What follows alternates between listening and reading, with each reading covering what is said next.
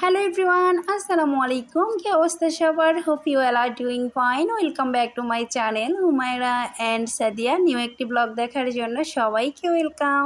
কাছে দূরে দেশ এবং দেশের বাইরে যে প্রান্ত থেকে বসে আমার আজকের ব্লগটি দেখছেন, আই হোপ সবাই ভালো আছেন, সুস্থ আছেন। আমরা আপনাদের দোয়ায় এবং ভালোবাসায় ভালো আছি, সুস্থ আছি আলহামদুলিল্লাহ। তো সবাইকে ঈদ মোবারক। এই ঈদে আপনার কার কথা বেশি মনে পড়ছে সত্যি করে বলবেন? আমার তো আমার আব্বুর কথা বেশি মনে পড়তেছে।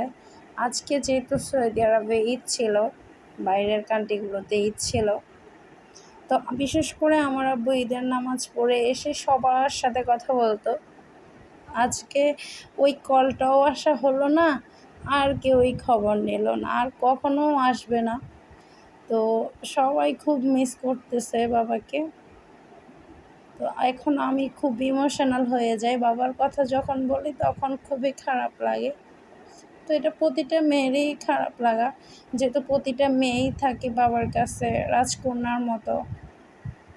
বাবা না খেয়েও ছেলে সন্তানকে খাওয়ায়, নিজের কষ্টগুলো চাপা দিয়ে, নিজের চাহিদাগুলোকে চাপা দিয়ে আমরা মেয়েদেরকে সন্তানদেরকে দেওয়ার চেষ্টা করে, এটাই বাবা মা। তবে বাবাদেরকে বেশি ভালোবাসে মেয়েরা।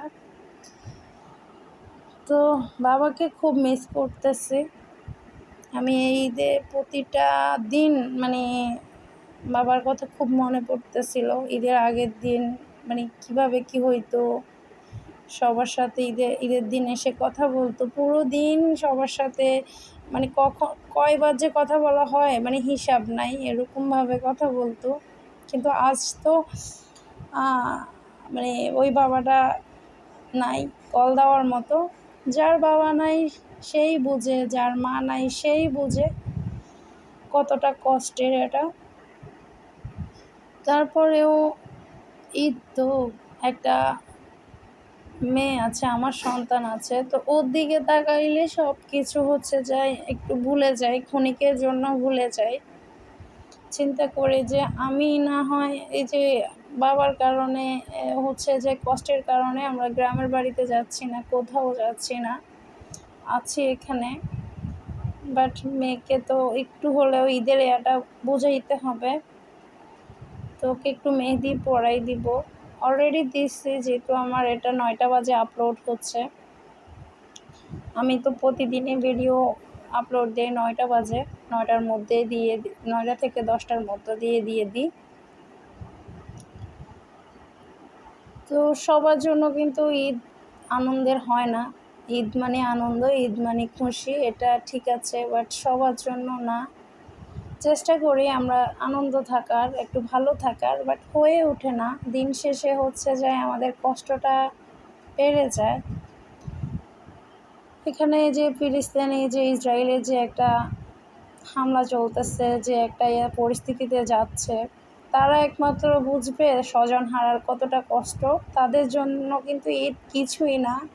এমন একটা মুসলিম কান্ট্রির একটা ঈদ, এমন ওরা বুঝতেই পারতেছে না যে ঈদ এটা। অথচ ঈদের নামাজ পড়ে বের হইতে ওদের উপর হামলা করেছে, অনেকজন মারা গেছে। তো এরকমই, তো আমাদের সবাইকে চলে যেতে হবে একদিন। আর দুনিয়াতে সবাই থাকবে না, কিয়ামতেরও বেশি দেরি নাই, যে আলামতগুলো দেখা যাচ্ছে, দেরি নাই। আল্লাহ সবাইকে বোঝার তৌফিক দান করুক, আল্লাহ সবাইকে হিদায়াত দান করুক, এটাই আল্লাহর কাছে চাওয়া। তো আমি চেষ্টা করতেছি যে একটু ঈদ ধরে রাখার, একটা স্মৃতির অংশ হিসেবে ধরে রাখা। যেহেতু আমি এই প্ল্যাটফর্মে এই বছর থেকে আমার এই প্রথম ঈদ ব্লগ যাবে, তো এই কারণে একটু ধরে রাখতেছি। আর যেহেতু বাসায় আছি, এরকম আহামরি কোনো কিছু করব না, আহামরি ওরকম আয়োজনও নাই। যেহেতু আমার কোনো কাজিনরা যে ঈদের দিন আসবে না, তো এই কারণে আমার শ্বশুরবাড়ি থেকে অনেকবার বলতেছে যে ওই বাড়িতে চলে যেতে, বাট যাওয়া হবে না।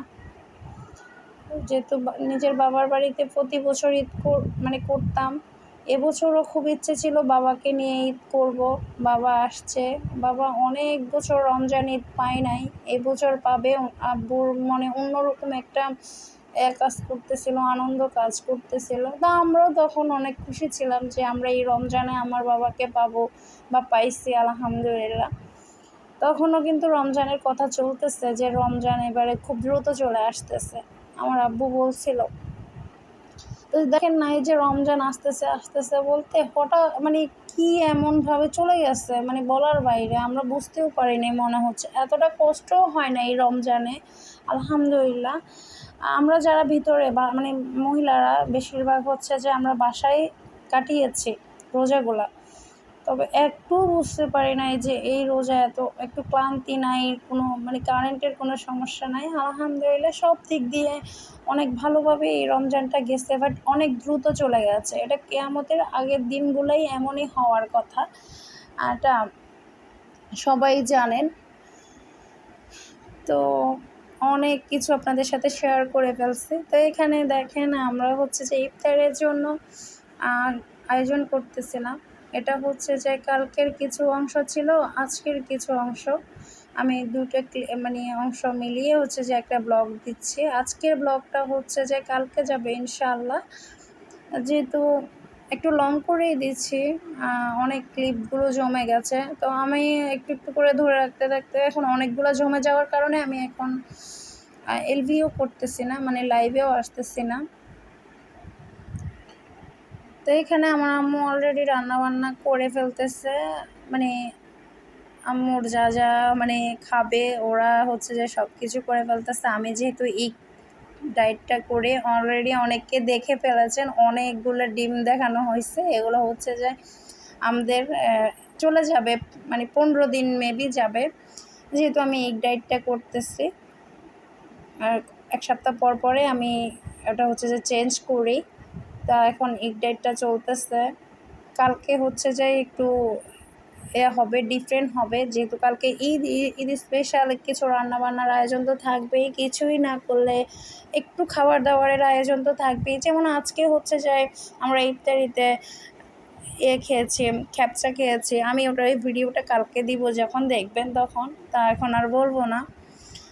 তো সৌদিতে গেছি তখন খাইছি, বাট সৌদির খাবার দাবারগুলো তো আর বাংলাদেশে পাবো না। তারপরে হচ্ছে যে আমাদের এখানে একটা রেস্টুরেন্ট আছে, সৌদির মতোই হচ্ছে যে আরাবিয়ান যে খ্যাপসাটা, ওটার মতোই হচ্ছে যে রান্না, বাট একটু ডিফারেন্ট, মানে স্বাদটা অন্যরকম। ওই স্বাদটা তো আর এই মজাটা মানে একইভাবে হবে না, ফ্লেভারটাও অন্যরকম। ওখানকার ফ্লেভার আর এখানকার খাওয়ার ফ্লেভার থাকবে না অ্যাডজাস্ট।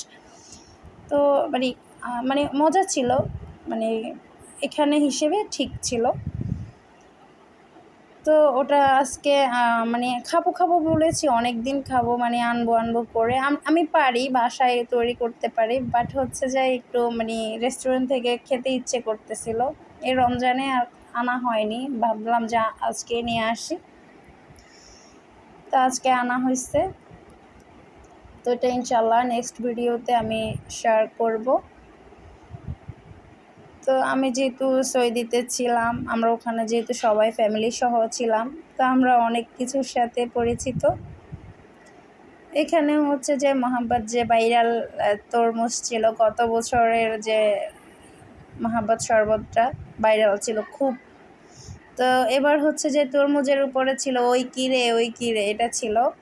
তো আমি সব ভাইরাল টপিক বলে ফেলতেছিলাম আপনাদের সাথে।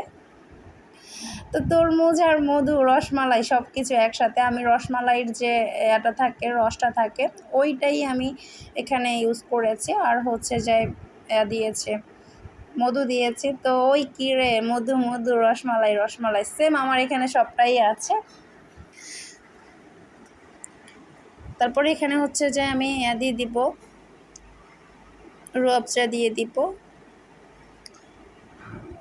এখানে সব কিছু সুন্দরভাবে করে আমি রেডি করে নিচ্ছি। এটা কালকের ব্লগ ছিল, আজকেরগুলা তো আজকে যেগুলো করেছি ওগুলো কালকে যাবে, আমি বারবারই বলতেছি। আর দেখতে দেখতে আমার ভিডিওটির কোনো অংশ কোনো জায়গায় ভালো লেগে যায়, অবশ্যই আমার চ্যানেল সাবস্ক্রাইব করবেন, আর অবশ্যই লাইক ডান করতে একদমই ভুলবেন না। আমার পুরো ভিডিওটি কন্টিনিউ করবেন please. So yeah, that's all for the today. Thanks for the watching everyone. Allah Hafiz.